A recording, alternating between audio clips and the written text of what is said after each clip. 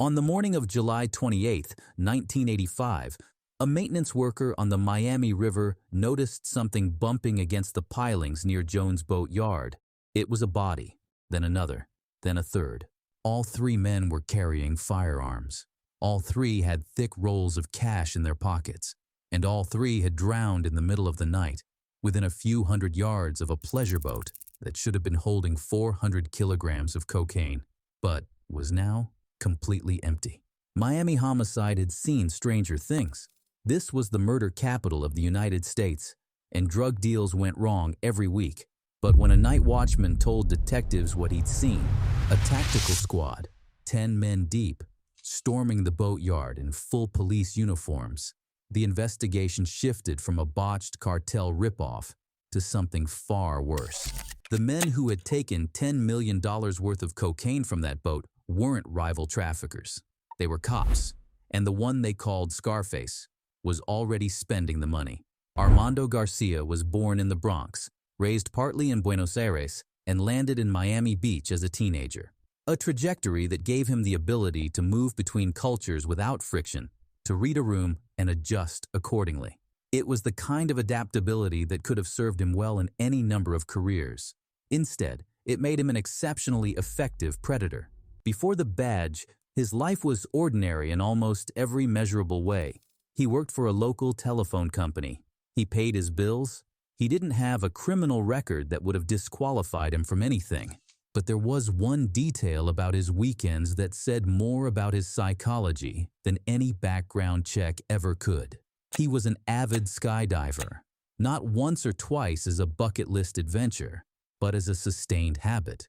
The kind of activity that requires a person to override every survival instinct their body possesses, again and again, because the sensation of falling is the only thing that makes the rest of the week bearable. That appetite for controlled danger is the key to understanding everything that came after. Garcia didn't drift into corruption because he was desperate or broken. He drifted into it because ordinary life bored him. And the badge offered something extraordinary. The badge itself was handed to him by a city in crisis. By 1980, the Mistrial boat lift and the explosion of the South American cocaine trade had turned Miami into a war zone. The police department was catastrophically understaffed, and the city's response was a political mandate that would haunt the institution for decades. Double the size of the force in under 2 years. Hire roughly 600 new officers, and do it fast. To meet that number, the Miami Police Department gutted its own standards. Background checks were rushed. Psychological screenings were bypassed. Red flags that should have ended an application on page 1 were filed away and forgotten. Recruiters later admitted they were scraping the bottom of the barrel, knowingly bringing in candidates with histories of theft, gang involvement, and disciplinary problems that would have been disqualifying in any normal cycle. Richard Witt, who ran the department's training program, had a word for the men they were putting on the streets. He called them time bombs. Young, undisciplined, poorly educated, and now carrying a gun and the full authority of the state. Garcia entered the force during this window. He was assigned to the graveyard shift in Little Havana, the midnight to dawn patrol through a district soaked in narcotics money, where supervision was effectively non-existent. And somewhere in those first months on the job, watching the cash flow past him every night, Garcia arrived at a realization that would define the rest of his life. The badge wasn't just a shield. It was a skeleton key. And the drug dealers he was supposed to be arresting couldn't report him if he robbed them instead. It started with traffic stops. Garcia and a tight circle of like-minded officers, men recruited during the same desperate hiring surge, men with the same lack of institutional loyalty and the same appetite for easy money, began pulling over suspected dealers on fabricated pretenses. They'd search the vehicles, confiscate whatever cash or product they found, and let the drivers go. No arrest reports, no evidence logged. The victims were criminals themselves, and a cocaine courier who'd just been robbed by a uniformed officer had exactly 0 options for legal recourse. He couldn't call the police. The police were the ones who took his money. Each successful shakedown proved that the system had no mechanism to stop them. Each time they walked away clean, the threshold for the next score dropped a little lower. And the absence of consequences didn't just embolden them, it normalized the behavior entirely, until they stopped thinking of themselves as corrupt cops and started thinking of themselves as operators. They called themselves the Enterprise. The structure was deliberate. At the top sat the strategists, Armando Estrada, Roman Rodriguez, and Rudy Arias, who planned the operations and selected the targets. Just below them, sharing operational command, were Garcia, Arturo de la Vega, and Osvaldo Coelho. Investigators later identified Garcia as the man directly below the top tier, someone who had distinguished himself not through seniority or intellect, but through his willingness to escalate. He was reliable in the way that mattered most to men running a criminal operation. When the moment demanded ruthlessness, he didn't hesitate.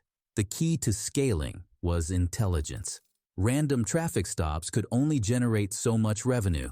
To move into the real money, the Enterprise needed to know where the major shipments were landing, when they'd be vulnerable, and who was guarding them.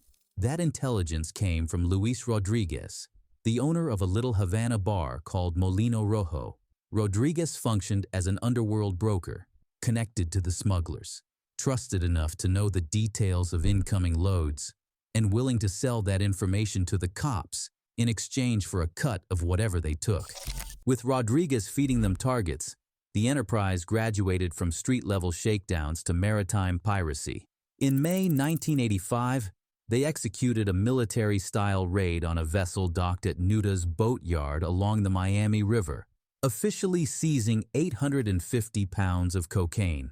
But the smugglers later told their bosses the boat had been carrying an even 1,000. The Enterprise had skimmed 150 pounds of pure cocaine directly from a crime scene, product that was supposed to be sitting in the department's evidence room. Nobody noticed. Nobody asked. On July 13th, they hit the Tamiami Marina.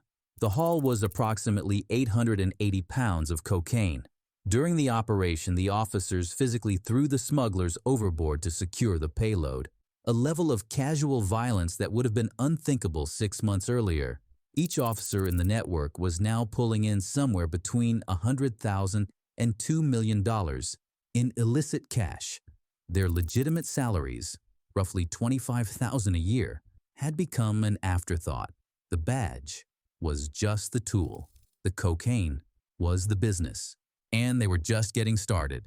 At approximately 2 in the morning on July 28, 1985, the Enterprise executed the operation that would define them and destroy them. The target was the Mary C., a 40-foot pleasure vessel docked at Jones Boat Yard on the Miami River. Intelligence from their network indicated the boat was carrying between 350 and 400 kilograms of pure cocaine. At 1985 wholesale prices, the load was worth $10 to $12 million. For a group of municipal employees whose combined legitimate income wouldn't cover the cost of a mid-range sedan, this was a sum that existed beyond the boundaries of rational thought. It was the kind of money that makes people believe they're invincible. 8 men in full Miami Police Department uniforms breached the boat yard with weapons drawn. They moved with the coordination of a tactical unit, which, in a perverse sense, they were. They had police radios, department-issued firearms, and the visual authority of the state. Anyone who saw them would assume this was a legitimate law enforcement operation. That was the point. But the execution deviated from anything resembling discipline. Witnesses hiding in the boatyard reported hearing the officers screaming as they stormed the vessel. The smugglers, 6 men tasked with unloading the cocaine, panicked. Confronted in the dead of night by armed men in police uniforms, they did the only thing they could think of. They jumped into the river. The Miami River is not a body of water designed for swimming. It's a commercial shipping channel, dark, polluted, with strong currents. 3 of the 6 smugglers drowned. The officers didn't check. They didn't care. They loaded the cocaine into waiting vehicles and disappeared into the night. In the days and weeks that followed, the money hit the Enterprise like a drug of its own. The stolen product was moved through contacts in the same narcotics underworld the officers were supposed to be policing. Cocaine converted to cash through the very networks they had been tasked with dismantling. And the lifestyle that cash funded became grotesquely visible. Garcia's close associate Osvaldo Coelho began driving a $59,000 bright red Lotus sports car to work at the precinct, on a salary that couldn't cover the insurance payments, let alone the sticker price. A local newspaper ran the headline with the kind of sarcasm that only Miami in the 80s could produce: "How to drive a $59,000 sports car on $25,000 a year." The officers hired elite defense attorneys and paid them with duffel bags of cash. They drank at high-end clubs. They spent with the swagger of men who had found the cheat code to the American economy. State authority combined with criminal ambition, funded by cartel cocaine. Within the enterprise, the self-image had shifted completely. These were no longer cops who stole on the side. They were untouchable. Garcia had earned the nickname Scarface, and the fact that he kept it, wore it, identified with it, tells you everything about where his mind was. He had found exactly what he'd been looking for since the first time he stepped out of an airplane. The difference was that this time, there was no parachute. The fatal flaw wasn't greed exactly. Greed was the fuel, but the engine was something more dangerous: a total inability to distinguish between power and invulnerability. The first problem was the violence. A disciplined criminal operation extracts its product and disappears. Minimal contact, minimal evidence, minimal heat. The enterprise did the opposite. They stormed the Jones boat yard in identifiable uniforms, screaming, and left 3 men to drown without checking whether anyone had witnessed the operation. They chose $10 million in cocaine over the 15 minutes it would have taken to ensure no one was dying in the river. That calculation, product over people, money over operational security, was the decision that ended them. Those 3 bodies floating in the Miami River the next morning weren't just evidence of a crime. They were a signal flare. They forced the activation of CENTAC 26, a specialized squad dedicated to investigating drug-related homicides in Dade County. And once CENTAC 26 started pulling threads, the night watchman's account of uniformed officers, the missing cocaine, the suddenly wealthy patrolman, the investigation became self-sustaining. The second problem was the money itself, specifically the inability to keep quiet about having it. The extreme wealth touched every corner of their visible lives, and it was too ostentatious for their police colleagues to stomach. Clean officers who worked honest shifts and drove used cars watched their colleagues pull into the precinct lot in luxury vehicles that cost more than 2 years of salary. The resentment was personal, and it translated directly into cooperation with the investigators who came asking questions. The enterprise hadn't just made enemies in the criminal underworld. They'd made enemies inside their own precinct. And beneath both problems sat the deeper pathology. Garcia and his associates had spent so long operating without consequences that they had genuinely lost the ability to distinguish between their own competence and the institutional dysfunction that had been protecting them. The department hadn't caught them because the department was broken, not because they were brilliant, but they had internalized the opposite conclusion. They believed they were untouchable because they deserved to be. The same psychological wiring that had made Garcia a skydiver, that had drawn him to the graveyard shift, that had pushed him to volunteer for the most dangerous raids. That wiring didn't have a reverse gear. When threatened, he didn't calculate his way toward self-preservation. He calculated his way toward eliminating the threat. And in this case, the threat was human. The investigation moved faster than the enterprise expected, and the first crack came from their own intelligence network. Luis Rodriguez, the Molino Rojo bar owner who had fed them their targets, had become a liability. Someone inside the enterprise understood that before the FBI did. Rodriguez's body was found in a vacant lot in Little Havana, stuffed into an undersized pine box and dumped from the back of a pickup truck. The message was clear, but the execution was crude, and it only intensified federal scrutiny. A security guard connected to Rodriguez, a man named Armando Roque, broke under questioning and named the core members of the ring. In September 1986, 7 officers stood trial, Garcia among them. The prosecution's case leaned heavily on Roque's testimony, but on the stand, under withering cross-examination from defense attorneys funded entirely by stolen drug money, Roque faltered. He misidentified one of the officers. The defense team seized on it. The jury deadlocked. Mistrial. For Garcia, the hung jury wasn't a warning. It was confirmation. Confirmation that the system could be beaten. Confirmation that money could buy the right lawyers, and the right lawyers could dismantle any witness. Confirmation that the badge still worked, even from the defendant's table. That confidence turned lethal. In the months between the mistrial and the expected second round of indictments, Garcia and his associates crossed the final line. They began actively plotting to eliminate witnesses. His close associates Rudy Arias and Osvaldo Coelho cased the home of a potential state witness named Dick Fiallo, parking outside his residence until 5 in the morning, armed with MAC-10 submachine guns. They ultimately pulled back, but the intent was documented and unambiguous. They were no longer cops trying to avoid prison. They were a hit squad. The structural integrity of the enterprise was already fracturing from within. The pressure of federal indictments does something specific to criminal organizations built on fraternal loyalty rather than genuine trust. It reveals that the loyalty was always conditional. And in May 1987, the condition expired. Rudy Arias, one of the 3 core architects of the entire operation, flipped. Facing the prospect of spending the rest of his life in a federal cell, Arias sat down with FBI investigators and produced 122 pages of detailed testimony. Every operation, every participant, every dollar. The debriefing was devastating and comprehensive.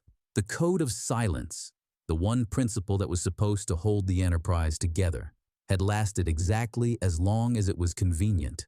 Garcia understood what those 122 pages meant. He understood that the second trial would not end in a hung jury. He understood that the evidence combined with Arias's insider testimony guaranteed a sentence measured in decades. So he ran. In 1987, weeks before the second trial, Armando Garcia disappeared from Miami. He took his wife, Maria, and his father, Toribio, pulling 2 people who had committed no crimes into the life of a fugitive because the alternative, facing what he had done, was something he could not bring himself to do. His destination when he finally settled was a choice so rich in irony that it almost defies belief. The former Miami police officer, the man who had spent years robbing Colombian cocaine shipments at gunpoint, fled to Cali, Colombia. He built a clandestine life in the shadow of the Cali cartel, an organization that controlled an estimated 80% of the world's cocaine supply. The cop who had stolen from the cartels was now hiding among them. On January 8, 1989, the FBI added Garcia to its 10 most wanted fugitives list. For 6 years, he stayed ahead of the search, moving through the Caribbean and South America, maintaining a profile low enough to avoid the kind of attention that had destroyed him in Miami. He became a better criminal on the run than he had ever been while wearing the badge. The recklessness, the arrogance, the need to be seen, all of it had to be suppressed. And for 6 years, it worked. The thing that finally caught him wasn't a wiretap or an informant or a forensic breakthrough. It was a television show. Garcia's case was featured on America's Most Wanted, and his photograph was broadcast to millions of viewers. A tip came in. Someone in Colombia recognized the face on screen. On January 18, 1994, Colombian security police intercepted Garcia as he was driving away from his apartment complex in Cali. 6 years of running, and it ended in a traffic stop. The same tool he'd once used to rob drug dealers on the streets of Little Havana. Surrounded by armed officers in a foreign country, with no badge, no crew, and no leverage, Garcia reached for the only weapon he had left, He tried to bribe the arresting officers. Cash, on the spot, to let him drive away. The bribe was refused. Garcia and his father were taken into custody and paraded before the international media.